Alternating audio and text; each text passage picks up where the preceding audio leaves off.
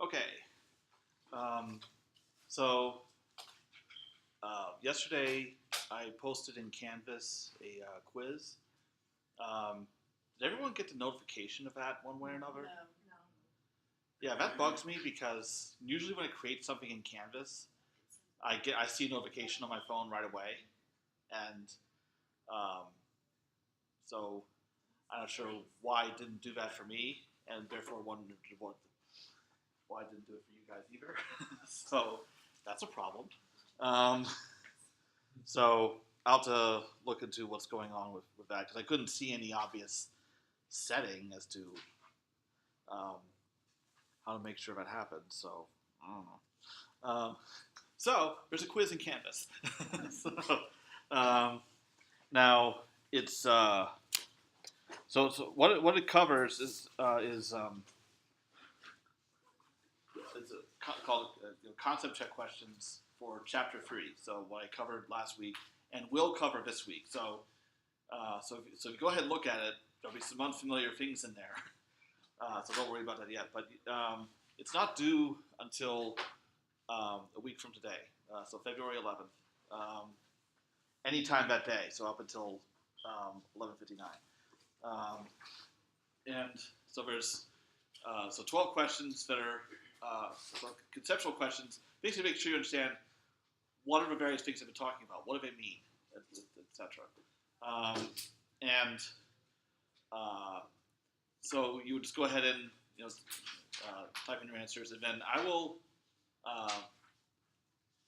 point out what you get wrong and give you another chance to get it right. So, all right. Now, those of you who took 461, 561 with me a year ago, I wouldn't say that you should know all these things because you may not remember. It's been a while. It's been about a year. But they should at least ring a bell. So that's item number one.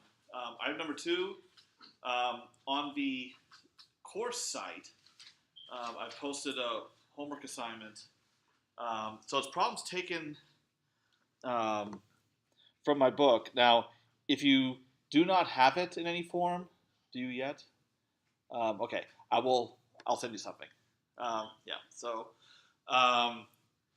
then now this assignment, I'm actually making it an optional assignment just because it would duplicate problems that were given in that class last year. If so, those of you who were not in that class, or you've pretty much forgotten everything from that class if you were in it, I would highly recommend that you do this assignment. And I made it due on the 18th, so there's plenty of time. Again, covering what I covered last week, and we'll cover this week. Because your grade is going to be based on your scores on all the assignments and quizzes that I give out all semester long. So it's up to you to decide if you want that one included in the mix. So that's your call. Okay, and who knows? You might whether you were in 561 last year or not, you might find it easier than the stuff that's coming later anyway. So I couldn't blame you for wanting to dilute those. Okay. Yeah, I'll try to find out what's going on with Canvas notifications because when I put out subsequent quizzes, well, also like if I grade your quiz, I've gotten one submission so far. So when I grade it, I want you to know about it right away. So what? Zero. I Yeah. saw he over there grinning all day. Yeah. It was me. Sorry, I've actually been working.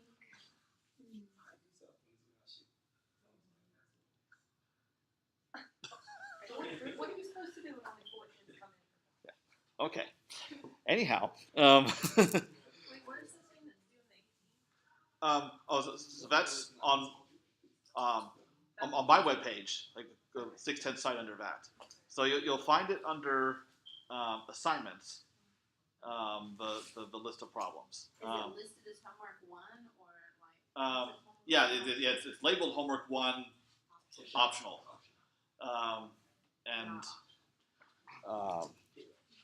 Yeah, because I have a PDF of the first few chapters. I'll just send you that. So this is all I have is your notes. Well, it's based on material from those notes, Right. but the actual problems, Yeah. yeah. I'll have those. Okay, I'll get it to you. Thank you. Okay, and so that'll apply for later assignments too. Or I might just take those problems out and make a separate handout. I'll do something. Okay. Yeah. All right. Okay. Yeah, I'll get it to you tonight. All right. So if especially if you weren't in the class last year and haven't done a Canvas quiz before, I think many of you have, almost all of you. But if you have trouble locating the quiz in Canvas, let me know, and we'll get that straightened out. Because if you log into Canvas using your SOAR info, then among your courses, that one should show up. And go to that. There's a quiz link on the left, and you should find it there. Okay. Alrighty. Now,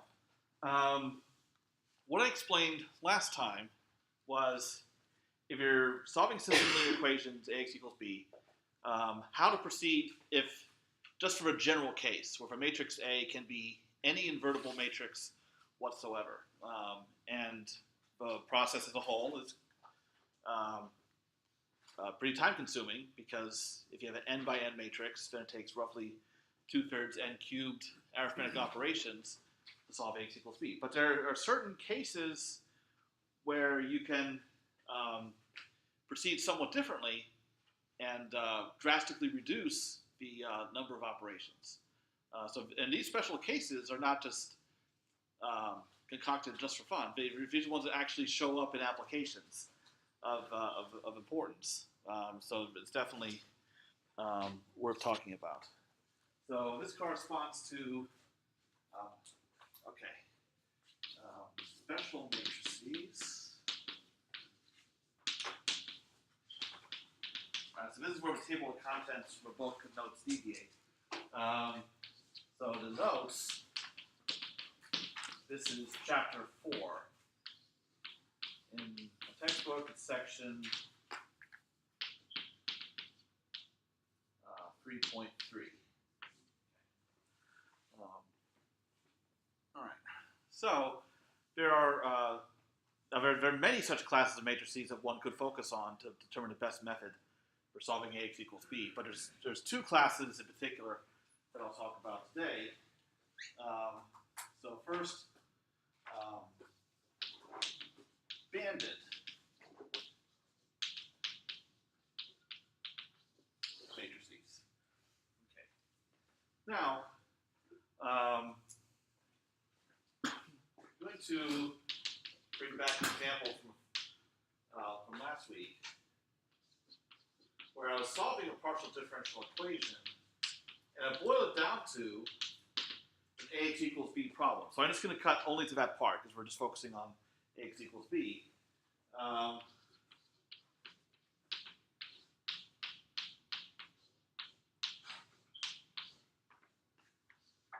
Or generating a sequence of vectors, u1, u2, u3, etc., given u0. So I keep solving this system of equations with the same matrix, identity minus delta t times a, where delta t is some given parameter, I is the identity matrix, and E is this matrix, where I again have some parameter delta x. It's 1 over delta x squared. And we have minus 2's down the diagonal, 1's above, and 1's below, and everything else is 0. Okay. So if I were to perform Gaussian elimination, like I described last week, on this matrix, it's not going to take anywhere near 2/3 n cubed operations if this matrix is n by n. And the reason why is because we have all these zero entries down here. Because we're trying to make all the entries below the diagonal 0. Well, most of them already are. The only ones that are not are these ones along here. That's the only thing we have to work on. So this is n by n. So for this matrix, we only need n row operations. Actually, not n, it'd be n minus 1. Because we have these n minus 1 entries that we'd have to eliminate. Because normally you need,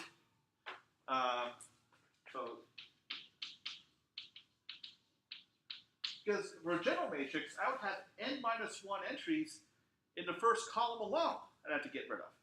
Then n minus 2, n minus 3, and so on, all the way down to just one entry down here. So normally I would need n times n minus 1 over 2, so in the order of n squared, row operations to perform. So right away, the amount of work I need to do is cut down by an order of magnitude. But it gets even better than that.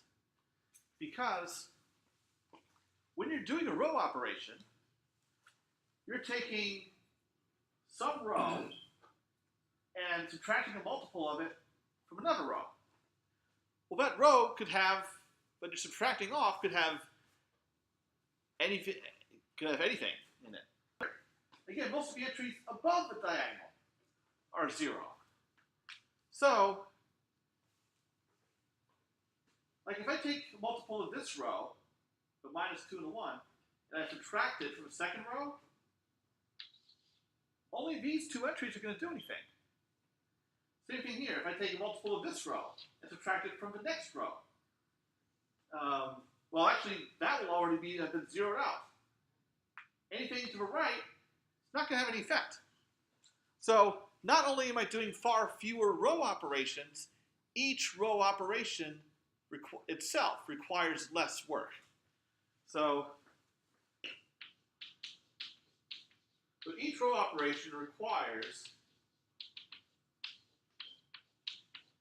order 1 flops or floating point operations. And when I say order 1, I mean a constant number of operations that is independent of n.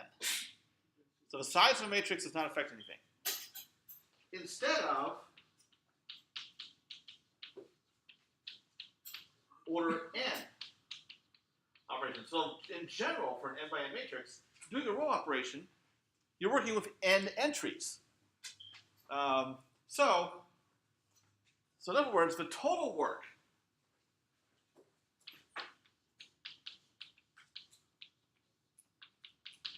goes from on the order of n cubed, so that's the normal complexity for Gaussian elimination for an arbitrary invertible matrix, decreases all the way to order n operations. So huge amount of work saved. So what this means is, for a matrix like this, of this kind of structure, mostly 0 entries, solving a system of linear equations takes roughly the same amount of work as a matrix vector multiplication. That's not true in general case. In general case, matrix vector multiplication takes n squared work, and the system is n cubed. So that disparity means you really want to avoid doing Gaussian elimination whenever you can. But now it becomes a much cheaper operation, just as cheap as other ones. So it drastically affects your thinking as to which tasks you're going to perform and how. And because methods for solving like differential equations, some of them require solving systems, some don't. So if now they all become equally expensive, instead of having some that you ignore because they're too expensive, then that really affects your workflow in a way. Okay, so this is just one example of a banded matrix in that all of the non-zero entries are confined to some band around the main diagonal.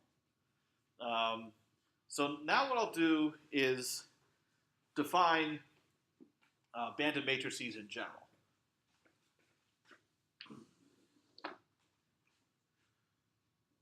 So if I have a more general banded matrix, so first I'll fill in something on the main diagonal. I just want to separate that from everything else. Okay.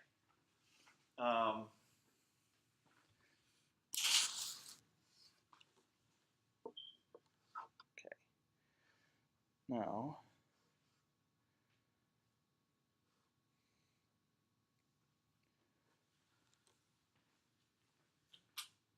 so if I have all the entries, make sure I get my notation straight here. Okay. Above the main diagonal, confined to certain diagonals.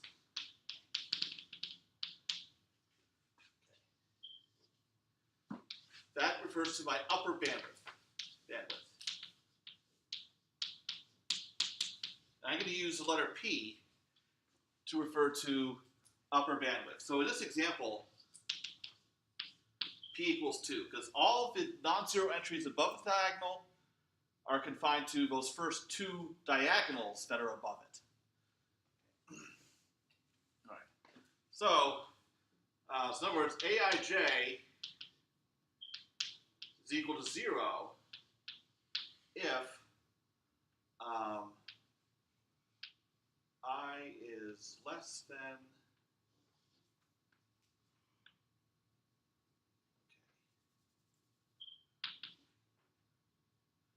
so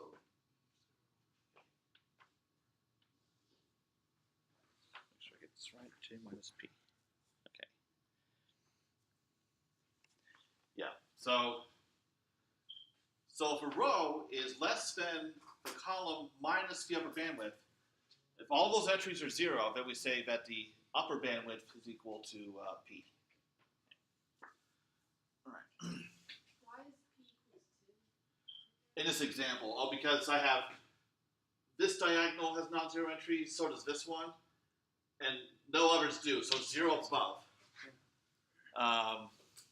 So only the first two diagonals above the main diagonal have non-zero values. So that's upper bandwidth. We also have lower bandwidth.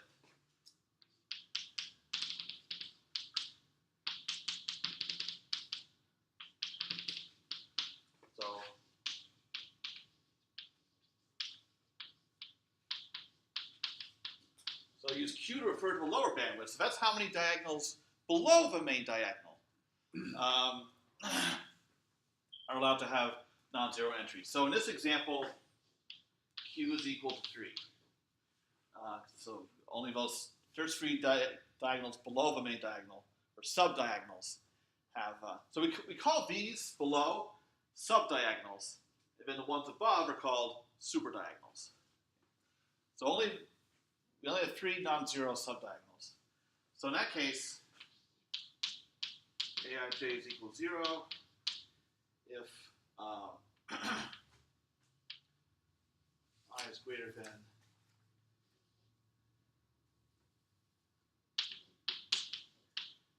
J plus Q. All right.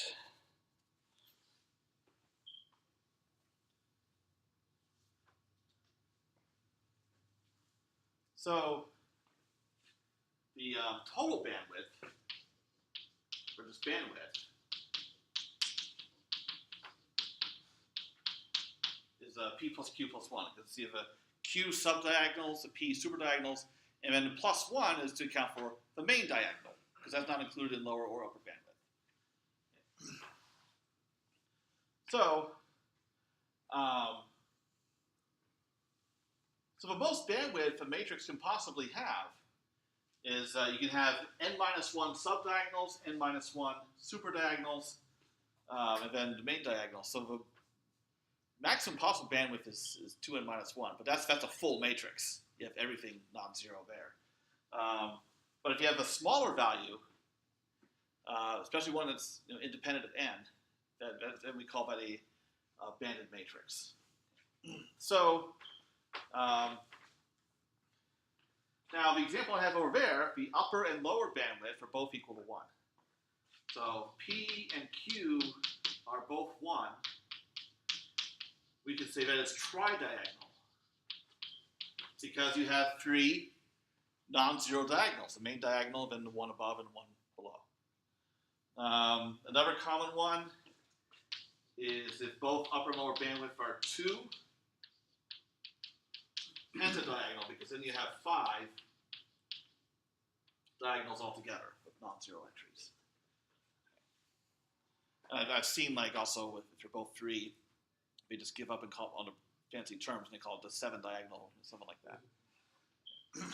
Okay, so tridiagonal especially comes up in quite a few applications. Quite a bit's worked out for them because it's such a nice structure. Okay.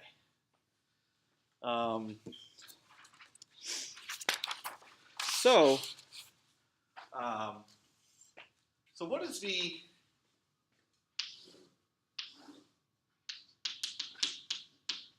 computational expense in terms of floating point operations? Gaussian elimination.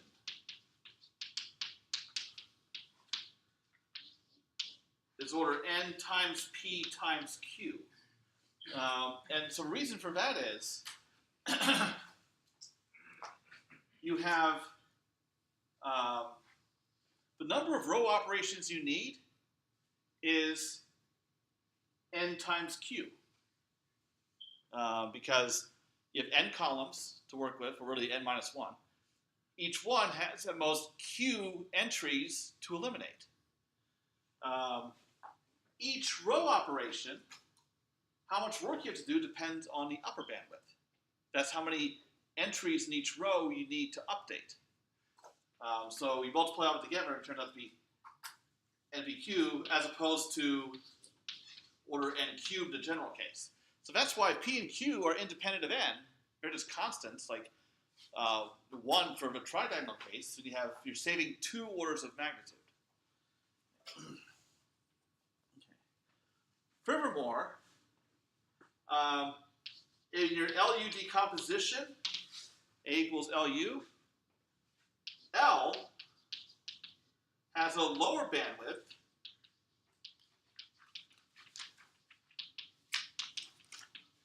Q, same as A. So L will inherit the lower bandwidth, and U inherits the upper bandwidth of A also. So L and U, the LU factors, have just as much zero-ness, if you will, as A does. And the reason why that's important is it makes forward and back substitution cheaper. So forward substitution normally takes order n squared work. Now it takes order n times q. And then back substitution, normally order n squared, order n times p work. So you're saving work in those phases also. So everything just gets so much cheaper when you're dealing with a banded matrix.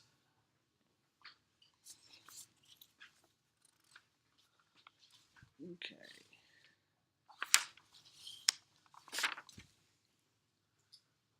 Questions so far about any of this? So if you have the algorithms for your Gaussian elimination, forward and back substitution, certainly you can use them in a banded case.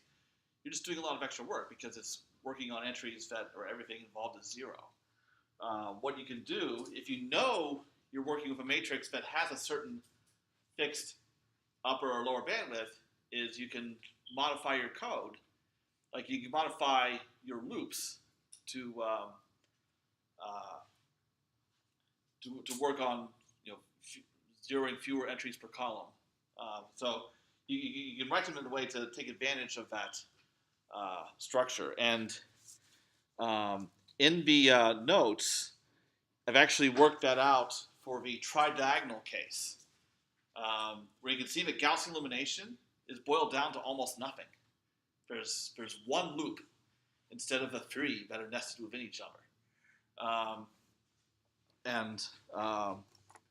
So just by taking all these things into account, you can have your code not work with any entries that you know are zero. Okay, now, yeah. So in that case, is it okay to use a sparse matrix? Actually, yeah, but this one thing I want to talk about is storage, because all right, so we know how to save on arithmetic operations. You can just take the algorithms for Gaussian elimination for vector substitution and change the loop conditions so that you're not wasting operations. But even if you're doing that, even if you're cutting down to order n floating point operations, you're still being wasteful. Because if you store a banded matrix like you would for a general matrix, like for a general matrix, you would store it using a two-dimensional array. But now, with a banded matrix, you're storing a two-dimensional array where you know that most of the entries are zero. Very wasteful.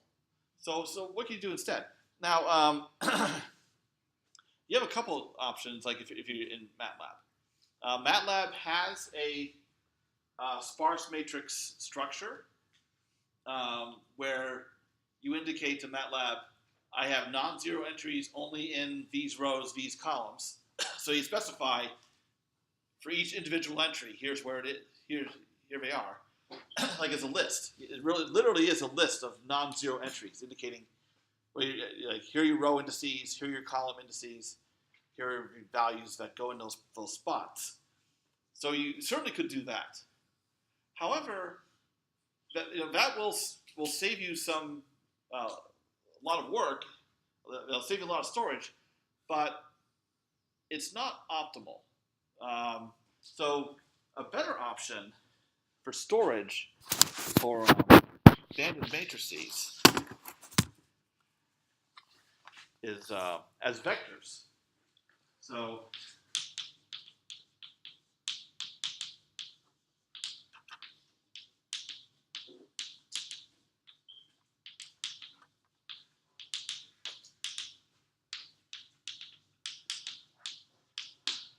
you have one vector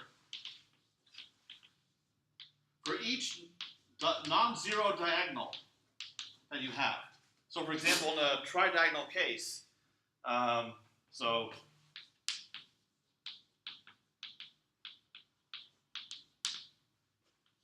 you have three vectors. So you have for your main diagonal, call it vector A. Then you have a vector B for the superdiagonal, and then a vector C for the subdiagonal. So that way you're only storing these non-zero entries. Everything else is implied. And the reason why that's a good idea is when you are representing, you go the other way using a sparse matrix, and you have lists of entries indicating row indices, column indices, and values. It introduces a lot of overhead. You're storing those indices. And in a case where you have a sparse matrix where the non-zero entries are sort of randomly scattered about, that really is a good option in that case.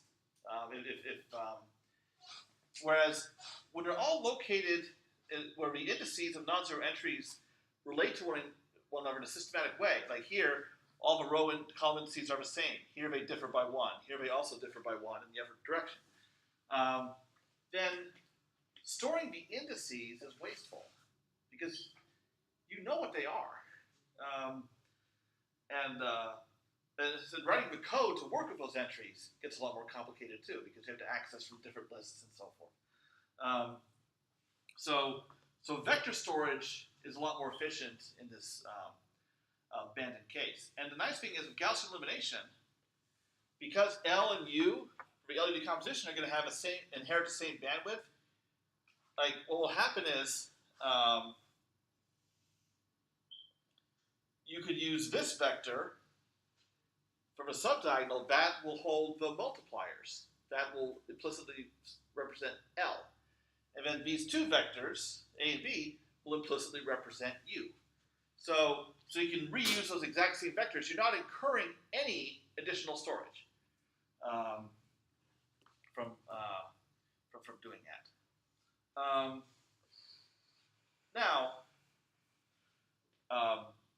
So this is all very nice, but there's also potential problems that arise when you're solving banded systems. And that is pivoting. All right, I explained the importance of pivoting last time, not just in case of division by zero during Gaussian elimination, but also to contain round-off error. Because what will happen is, when you have a banded matrix, you have this nice structure you're dealing with, and now you're going to swap rows in that, it destroys that structure. You don't remember from a prior class what the name of a problem is that pivoting causes. What bad phenomenon? Fill in. Very good. Fill in. Now, for those of you who don't remember or haven't seen, what is fill in? Is you get new non-zero entries outside the band, which is incredibly horrible because your storage scheme did not account for that. You have to completely junk your storage scheme and fall back on a two-dimensional array after all. You lose the advantage of being able to do Gaussian elimination on a banded matrix. It becomes an order n cubed operation again because you have non-zero entries that could be anywhere. So that's one terrible thing about working banded matrices. If you need to pivot, that you have this problem. Now, there are ways to contain that. Like with partial pivoting, you have to select the row you swap with in a certain way. Like you're looking for the largest element in your column, and you swap according to that. There are pivoting schemes that are more flexible, and like maybe selecting the row to swap with that does the least damage to sparsity. So maybe the multipliers are not necessarily less than or equal to 1 in magnitude, but at least very contained in size. So this is a problem that people have worked on so that pivoting doesn't absolutely wreck everything when dealing with banded matrix, but it's still a significant problem. So if you go to trouble storing a matrix in this way in the first place, because it comes to you banded, you want to do anything you can to try to keep that. But depending on the matrix involved, it may not be so easy to do. All right. So there's always a catch, unfortunately. Okay.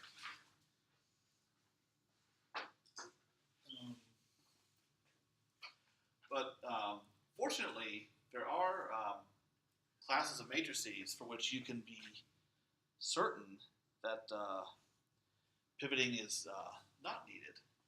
So, as it turns out that I'm pretty much exactly at the halfway point of this class period, or am I? Wait, no, I'm You not. got 45 minutes. Oh, that's under the old 75 minutes. Yeah, I'd be halfway through a 75-minute class period. That's okay. This is a natural breaking point anyway, because then this is all I have to say about banded matrices. Then I'll talk about a different type next. So Okay, we're breaking. And break. But I'm still recording because I don't want to splice together video files. No. Thank you for leaving out as part of the video. I got you. Are there restrooms up on the third floor?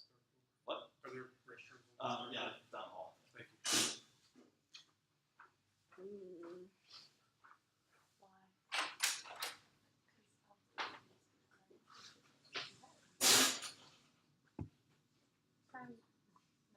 I only do jobs.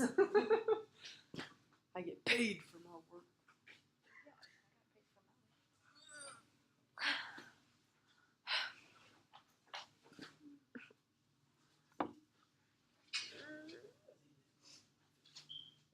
Teaching for an hour and a half and then trying to learn for an hour and a half is very hard.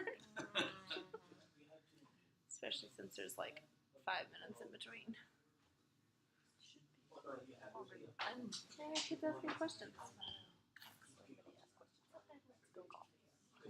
I would. The kid who tripped over it wasn't the kid who brought it in. Of course not. I mean, I had the kids spill something all over this floor and just leave it there. Wow. So I had to clean all that up. I understand.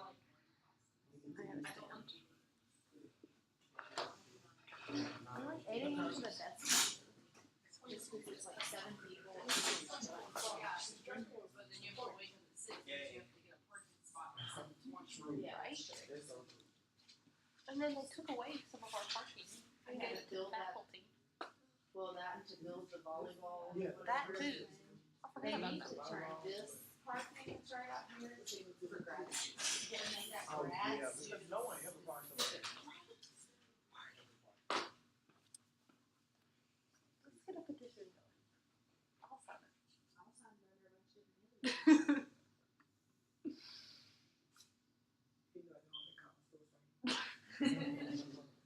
Right, because you can put on those of us with cars. Yeah.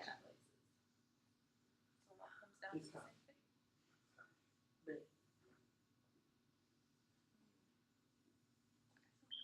But they took away the parking by the internet. Where? Who's stopping you? Oh, okay. He's stopping. And Nathan would probably have a heart attack. Yeah. Goes at 772 here. But can I take 772 as Yeah, you can.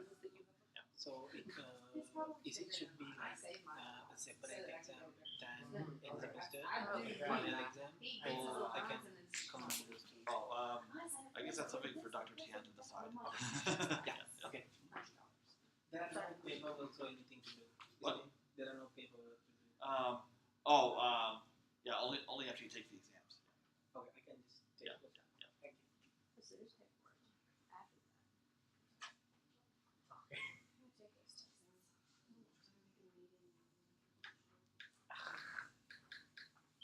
Why is it that every time, Carly, one person hated what is going on? You're just gonna have to not let somebody come.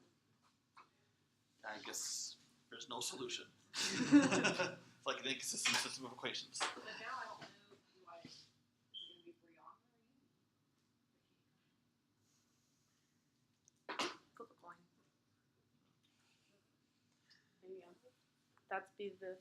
Well, okay, last meeting Yumi couldn't help because of her LA thing, so it'd be Brianna, I guess. What do I need to do to MATLAB online? Yeah. It's No, you're in not. your school, I guess. Pick a It time says zone not, either. you do have to contact your You administrator. just Just me and you will hang out. I have to install my computer software. Yeah, we would be installing your computer, but that's okay. It should like you did it, didn't you? Well, we tried, and they sent me that stupid email, and you were like, "Bah." But you did it, right? I used my sign in, like, I didn't use the schools because I'd purchased it previously. Oh, okay. Because the school sent some weird email. Oh, which is probably what I sent you. Well, yeah, they said I need to contact. Yeah, Oh, when I they yes, sent but- me emails, I need to yeah, so contact if I get- administrators. So Yeah. I could explain to you how it's done. And they're located It's in the library. As soon as you walk into the front door, you go Okay, to the I'll left. go there, take my laptop, I guess. Yeah. I don't know what the procedure is. Sure. because we've never had to deal with this before. No, that's okay. I'm so proud of you for having an actual Right there.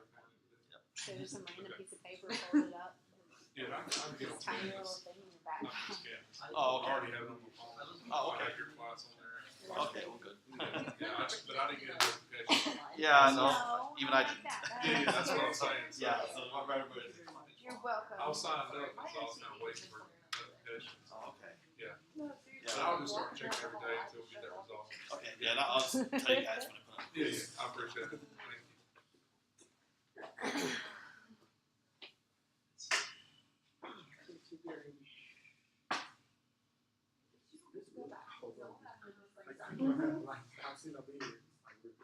Well, like my office is hell, and then I walk in here, I'm like, it's not fair.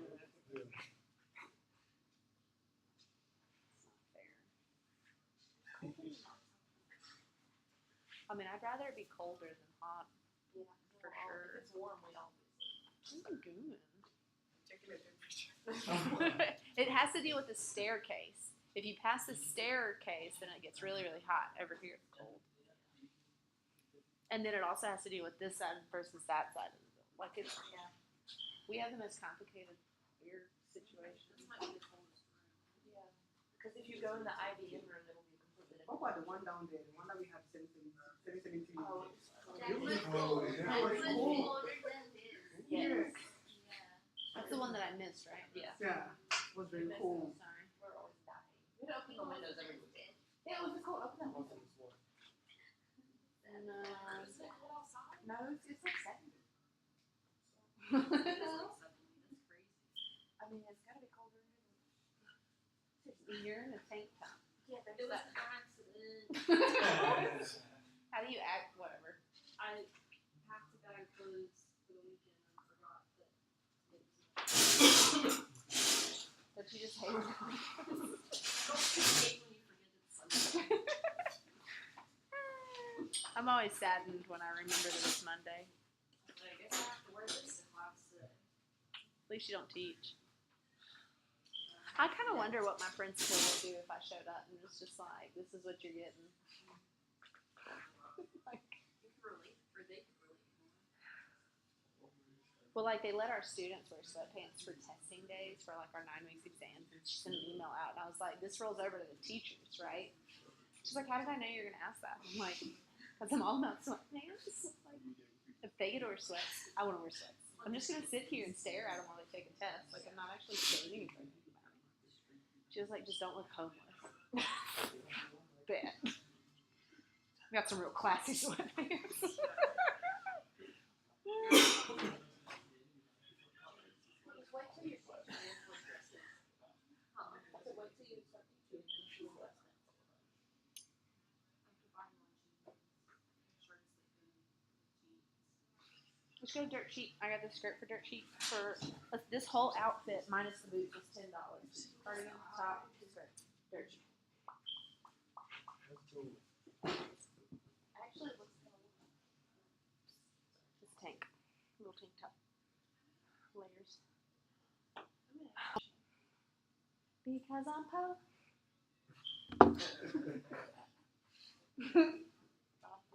Ain't this sounds cute? Like I have a black and white striped shirt that I got for $1.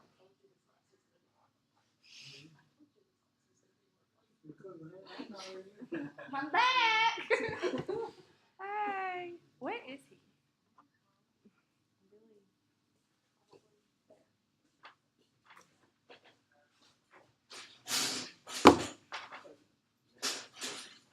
So, Carly, do an officers meeting or everybody?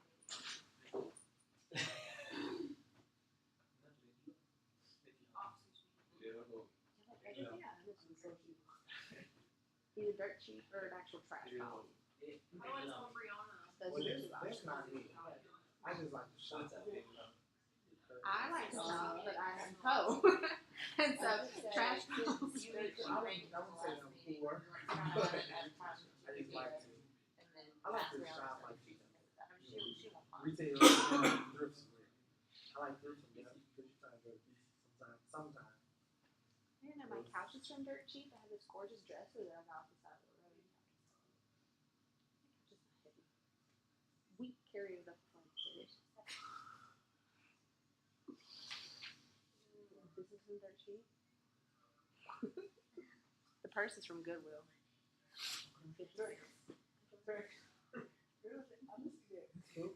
You know Repeat Street up in Ridgeland, Repeat Street. That's where you need to shop. You shop when they have their dollar rack. Off of 51. Used to work there. I got like a gorgeous red leather Michael Kors jacket.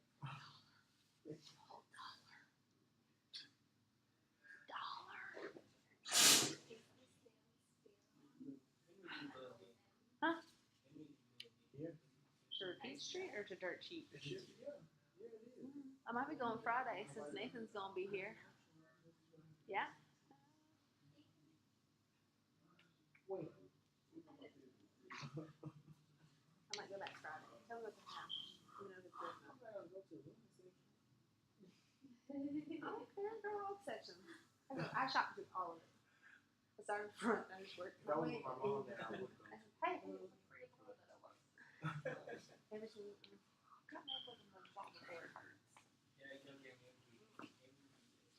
Yeah, of course, right? Yeah. He went with me last Friday, and I kept running away. And he was like, "Where is she?" Quessy's upset. He wasn't able to come.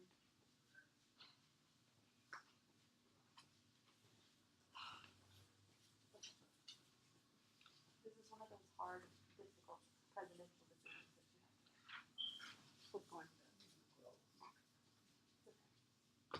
Uni also, since Brianna's about to graduate, Uni's probably one that you want to invest a lot more time in.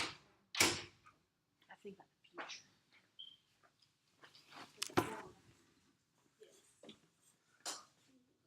Okay.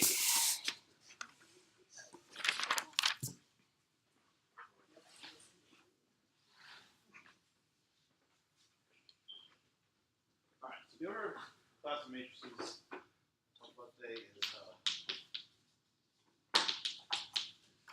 symmetric, positive, definite matrices.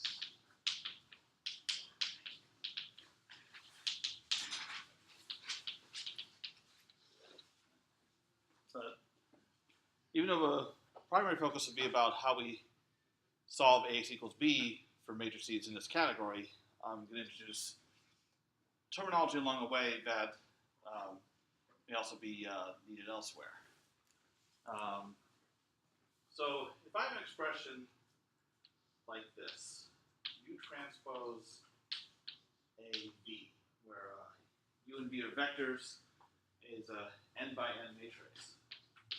Now remember, vectors are column vectors in this class. So V is n by 1, so matrix is one column. U transpose is 1 by n. We saw an expression like this before when for specific choices of U and V. So the result is 1 by 1. So it's just some number, C. Now,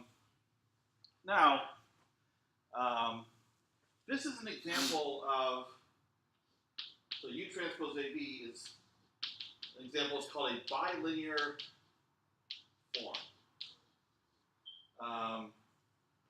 Because if I think of this as a function of the two vectors involved, U and V, reason why I call it a bilinear form is it is a linear function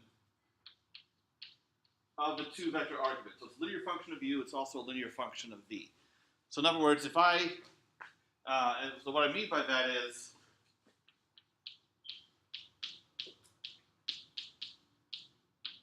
if I make the first argument a sum of vectors, that would be the same as evaluating it for the two terms individually and adding them together. Same thing if I replaced V with the sum.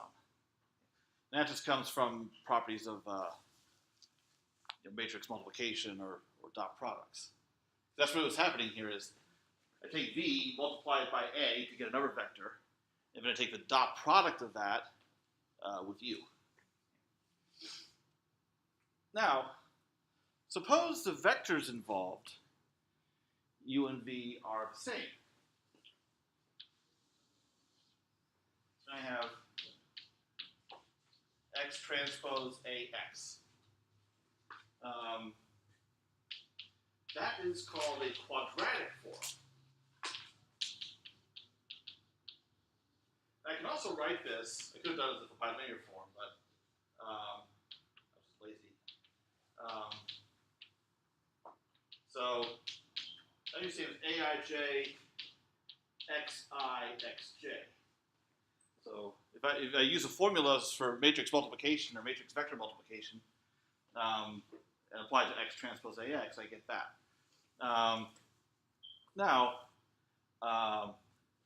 Because what we'll see is if I is equal to j, we're going to get terms involving like xi squared. So that's why it's called a quadratic form. So any expression that has a lot like that has quadratic terms, or just terms of degree 2, like x1, x2, or x1 squared, can be written in this way as a quadratic form corresponding to some matrix A. Now, and this quadratic form, I introduced that because I need that to explain to you what a symmetric positive definite matrix is. Now first, a symmetric matrix,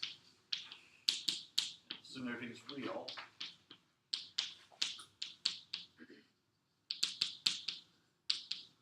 symmetric if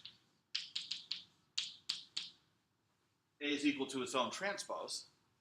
So if you reverse the sense of rows and columns, you get the same matrix. Something like this.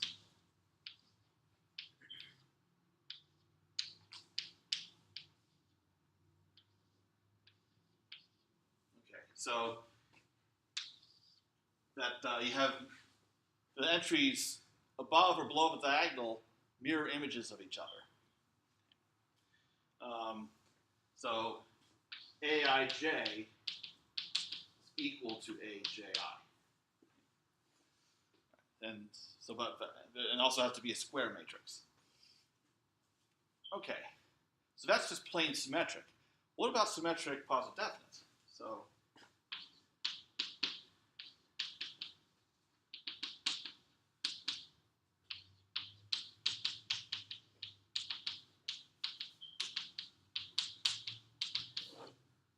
it is abbreviated SPD, so symmetric positive definite. If, first it has to be symmetric, and this expression is quadratic form, X transpose AX, which we already know is a number, is strictly positive for all non-zero vectors X. So no matter what, and if you set X equals 0, you're going to get 0, so forget about that. But for any non-zero X you plug in, you get a strictly positive number. So that's what gives us a positive definite.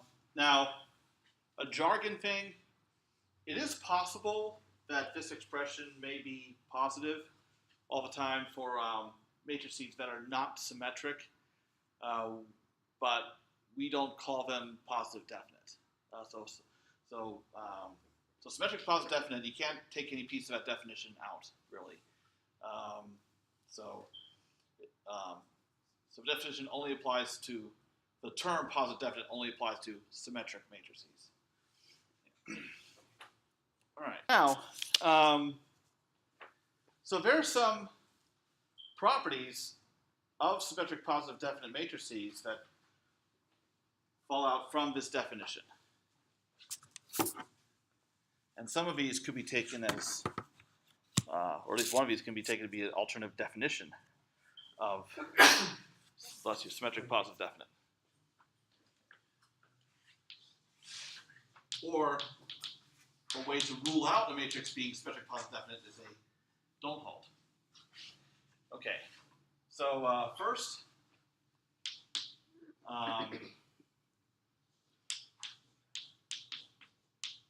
the determinant has to be strictly positive. Now, okay, symmetric positive definite matrix has a positive determinant. It's not an if and only a thing. So a matrix has a positive determinant and not even be symmetric, let alone positive definite. All the diagonal entries must be strictly positive. So if you have a matrix, and generally you cannot tell if a matrix is SPD just by looking. It's not an easy thing to check in general. But if all the diagonal entries are not strictly positive, you know it's not SPD. So it's a quick way to rule it out. And the way you can see that from definition, you can set X equal to EI, the ith column of identity. So that means that's X transpose AX. From what I told you last time about how you can express entries of matrices using matrix products, that is just AII, which has to be positive of a definition. Okay.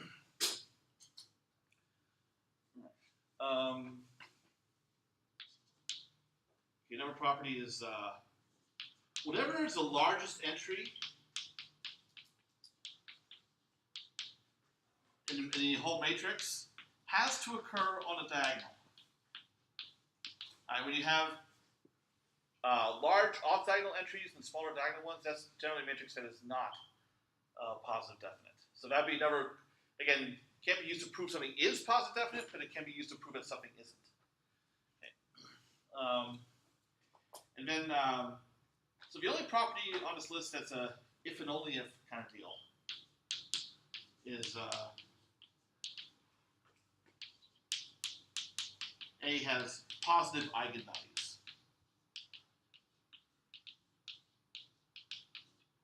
The way you can see that is from a definition. If you let X be equal to an eigenvector, so X transpose AX,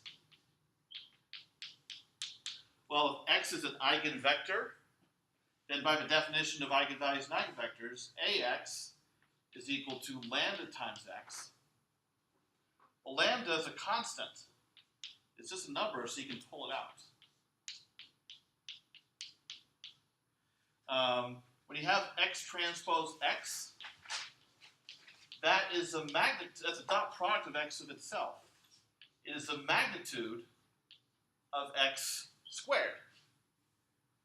Well, X is a non-zero vector, so its magnitude has to be strictly positive. This whole product is strictly positive. Therefore, the eigenvalue itself also has to be strictly positive. So that's a quick proof that a symmetric positive definite matrix must have positive eigenvalues. I haven't shown it here, but a matrix that's plain old symmetric has real eigenvalues, because a matrix in general, eigenvalues can be real or complex, even if a matrix is real.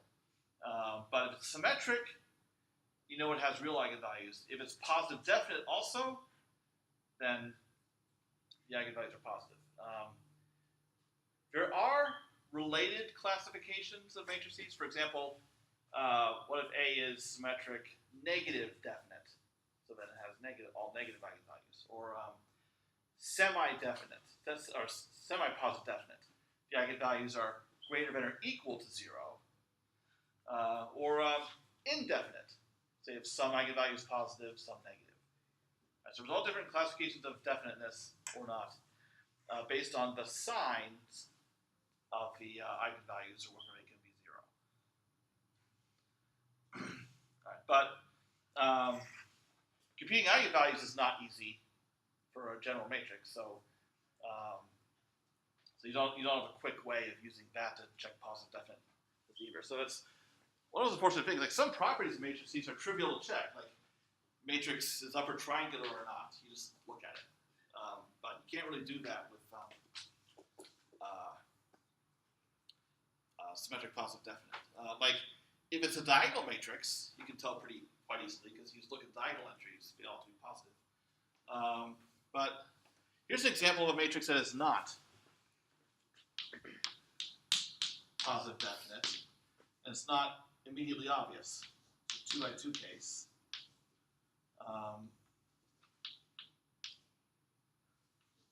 Okay. Oh wait, I at least got to make it symmetric. I was just about to say, no, it's not even symmetric. Okay. That matrix is symmetric. It is not positive definite. Can anyone tell me how I know it's not? The determinant. Yeah, determinant is 0. Okay. It is symmetric positive semi-definite, at least, because the eigenvalues would be, well, one of them is 0, and then the other eigenvalue would be positive. Okay, so, all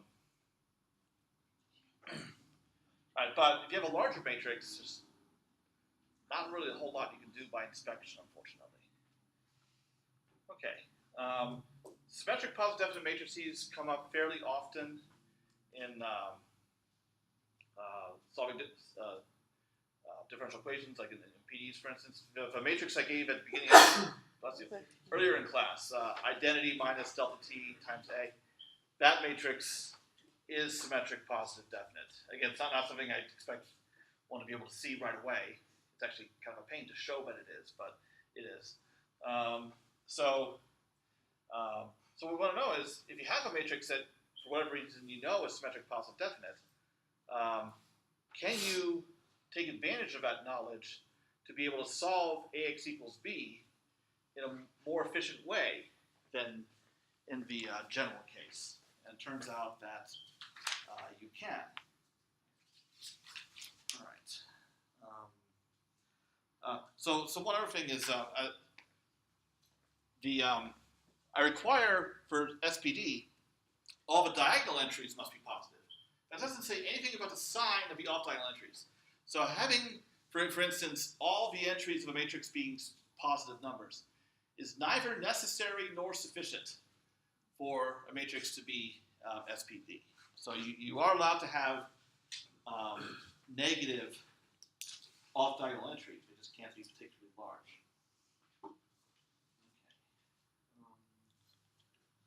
Okay, so as far as how we go about solving AX equals B in such a way as to take advantage of the symmetric positive definiteness, so instead of computing the LU decomposition, there are other factorizations that are related to it that we can use.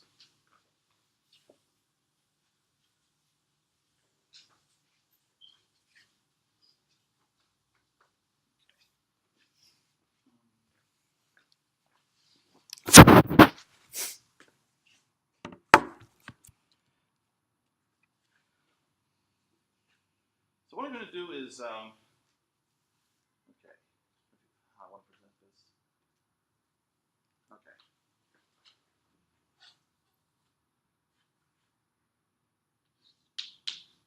So one such factorization is called the Cholesky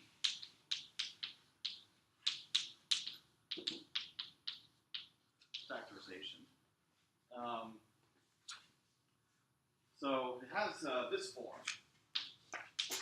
A is equal to GG transpose, where G is a lower triangular matrix, and all the diagonal entries must be strictly positive for G just as they are of A. Okay. So just like in a general case, A, for general A, we have the LU decomposition. We have a unit lower triangular times an upper triangular matrix. Here again, we have lower triangular times upper triangular. says because A is symmetric, the lower and upper triangular factors are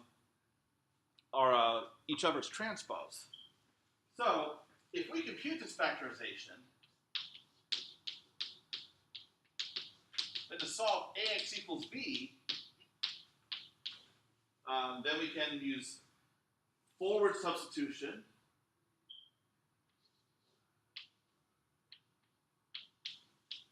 So we solve gy equals b. This is using forward substitution. And then we solve g transpose x is equal to y using back substitution. So the last two stages of the process are pretty much exactly the same as in a general case. That you have a lower triangular factor, and you do forward substitution with that. Then you take the upper triangular factor and do back substitution with that. So the overall expense is just about the same. It's just that neither one of these is unit triangular. So, okay. Now, the thing is, how do we actually compute the Cholesky factorization itself? There's a couple different ways I can explain it. Okay. The unique idea is, well, first, actually, I'm going to show you both ways, because you get something different out of each one. First, to give you the idea as to how you know that this kind of factorization actually exists, I'm going to show you how, or at least for a simple case, like a 3x3, you can actually solve for the entries of G. So if I write A is equal to GG transpose, but I write it out entry by entry. So for A, I have A11. Now, I'm going to take advantage of the symmetry here. Because normally here I would write A12. But I'm going to write A21. Why am I allowed to do that? Mirroring. Also known as symmetry. Yeah, because it's symmetric. Word you said. Yes. These A12 equals A21. Just so I'm referring to distinct entries in the same way. And really, I'm just going to work with the lower triangle of A. Right. Now, A is equal to GG transpose. Now, G is lower triangular. So I have to take that into account here. I'll have zeros above the diagonal.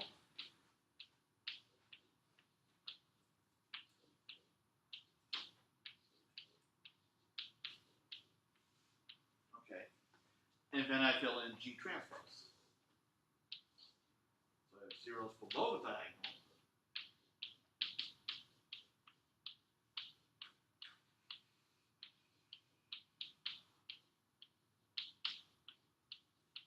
And that's why I did the funny indexing with A, to match what we see in G transpose. Okay. So now what I can do is, this is a matrix equation. Well, I can look at each entry of that matrix equation individually and see what we get.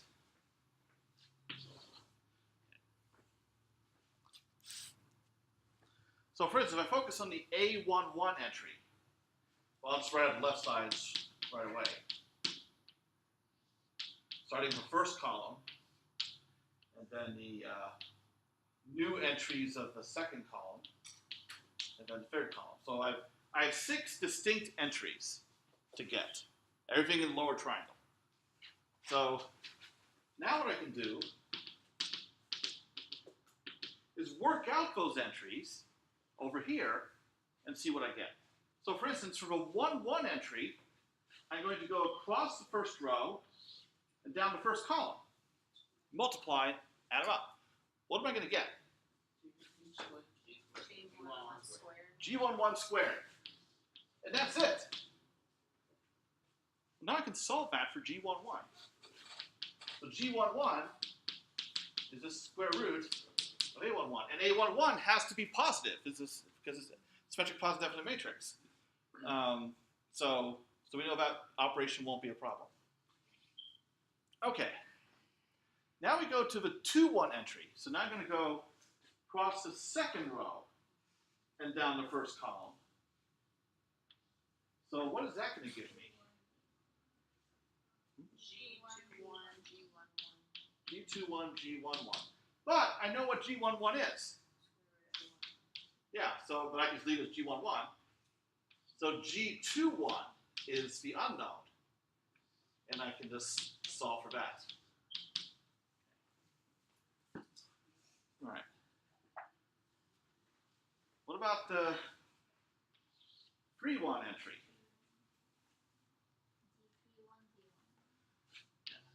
G31, G11. Same situation. I know what G11 is, so I can just divide and solve for G31. So now the entire first column of G has been determined. All right. Any questions so far? All right, now we move to the second column of G. So now I want to get G22. So I'm going to focus on the 2-2 entry. So I'm going to go across the second row and down the second column. So be a little bit more involved there. What am I going to get? G21 squared plus G22 squared. Now I know what G21 is already. G22 is the unknown. So what is G22? Square root of A22 minus. Yeah. Now, I know that A22 is positive. I don't know immediately that the whole expression of square root sign is positive, but if it is a symmetric positive definite matrix, then it will be. So really, this whole process is not just computing its Cholesky factor, G. It's also a way of checking whether a matrix is symmetric positive definite to begin with, because if it's not, then this algorithm will fail. Dividing by 0 here, or by taking the square root of negative number here. So if it's not symmetric positive definite, something will go wrong at some point. Okay, 3-2 entry. So across the third row, down the second column. What do I have from there?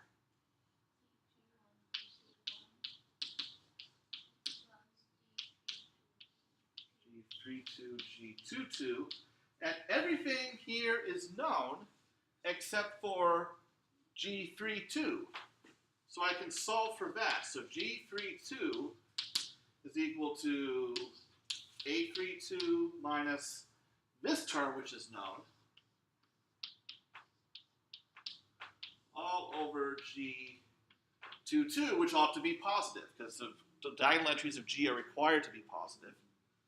Okay.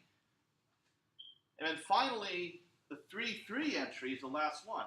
That's going to be, anytime it's a diagonal entry, it's a sum of squares.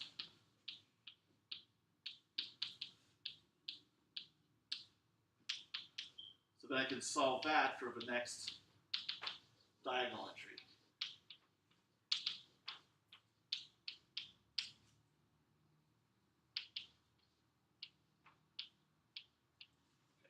And I'm done. I've been able to solve for all the entries of G, and I have my Cholesky factorization, provided that you're not dividing by 0. So provided everything under the square root signs is positive.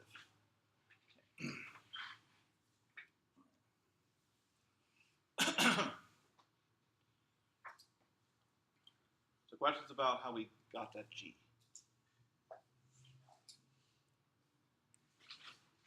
So for every entry in the lower triangle, including the diagonal, you see what the entry of G transpose is, and you find that each one of those entries reveals one new entry of G. So you can solve for all of them. You just have to do it in the right order. So if you go down the first column, then go to the second column. So you go from left to right, and then from top to bottom. You go in that order, then all of the entries are determined in sequence. Okay.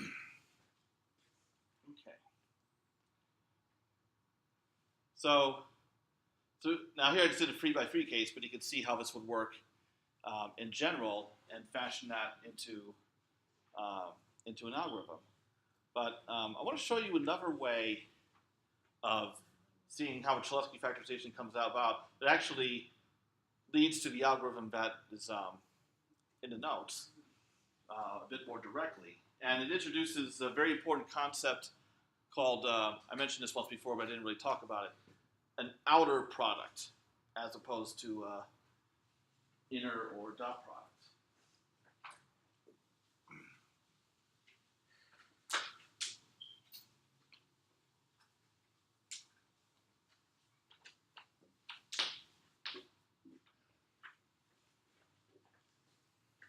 Oh,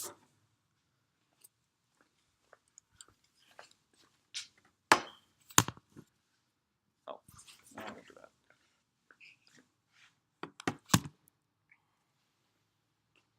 Okay. Now, an outer product is an expression of this form. We have a vector A times the transpose of a number vector B. So inner or dot product, the transpose is on the other vector. So the transpose is sitting in the middle of the expression, but here's sitting on the outside. Now, if A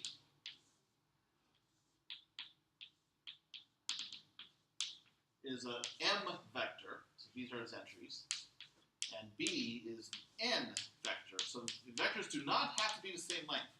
Unlike an inner or dot product, those vectors do have to be the same length, but not so here.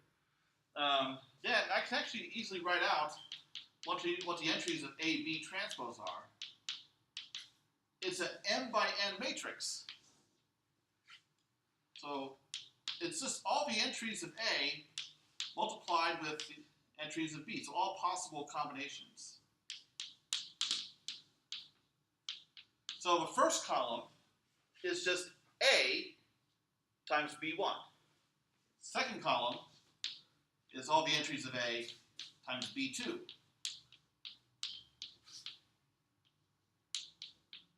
And so on, until we get to the last column, that's all the entries times Bn.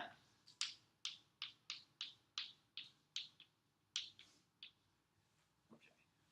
So in other words, every column is a multiple of A. Every row is a multiple of B transpose. So an outer product has, we say it has rank 1 because there's only one linearly independent row or column.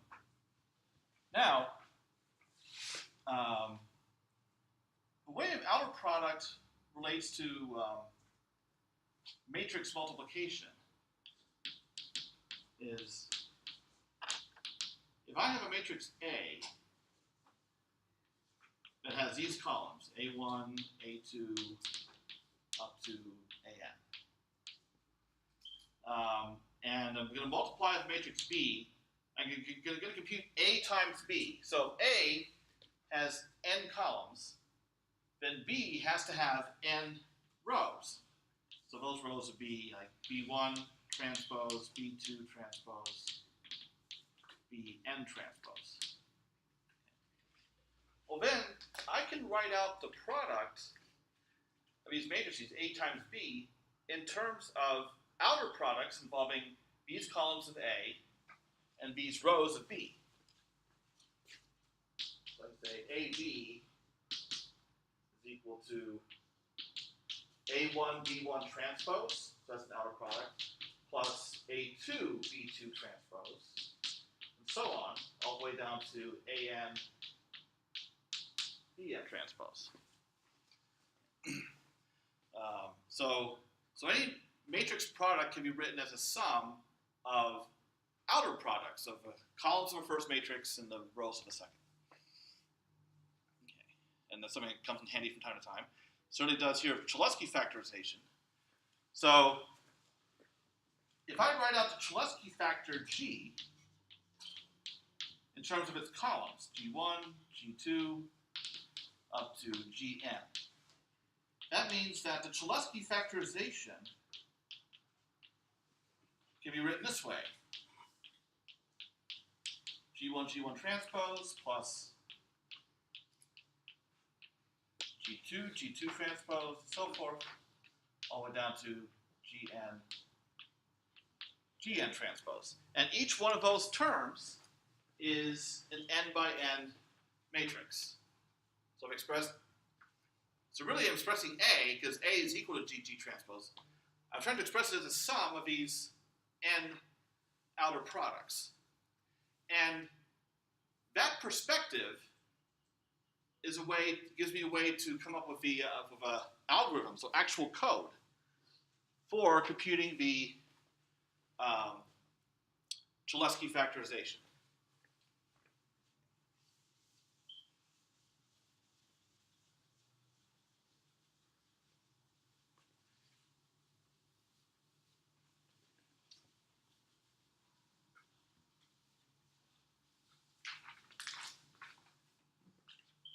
Now to do that, I have to take advantage of the fact that G is lower triangular.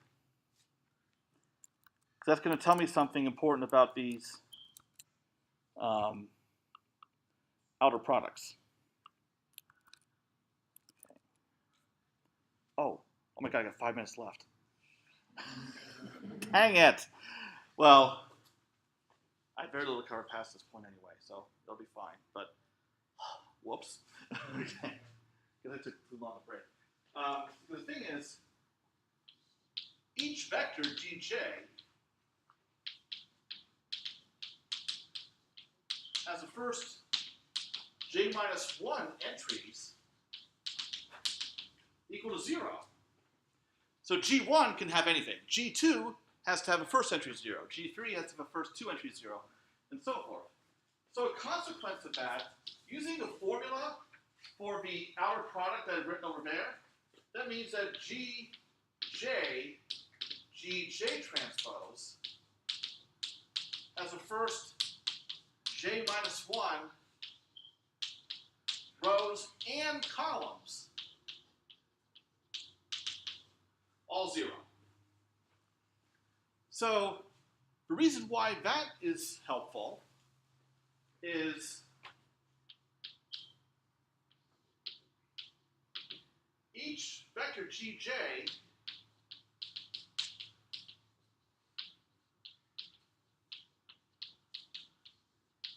can be determined only by the first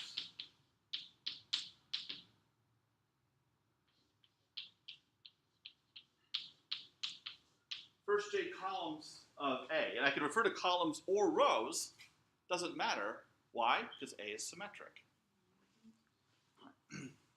So in particular, for G1,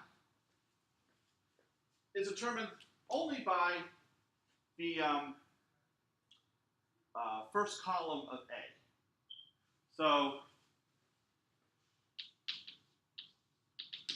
and we saw how to get that earlier. So to get G1, G11 is the square root of A11, and then GI1, so all the other entries, is the same entry of A divided by G11.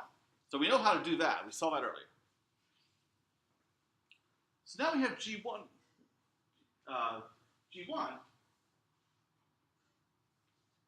So then I can update A. A is replaced by itself minus G1 transpose. So if I compute G1 and subtract it off, then the new A has a first row and column equal to 0. And then I have all this other stuff down here. So because, and the reason why is I've written A earlier to be a sum of all these outer products, but these cannot affect the first row and column of A because the first row and column of all that stuff I've underlined there is all 0. So only G1 affects the first row and column of A. So by subtracting an outer product off, I've wiped out all of this. So now I can focus on this piece to get G2. Subtract off that outer product and keep going. So that leads me to an algorithm that I have 1 minute to write. So, well, it's also in the notes. But okay, well, unfortunately, I will have to continue this at the start of next time and then hope that whatever I had in mind to cover on Wednesday, I can still fit in, which I think I can. So, sorry, I just won't take a break then. GI1 and AI1 are those 1 ones? Those are both I1 here and here, Okay, that's what I thought. and then 1 down here. That's what I wrote down.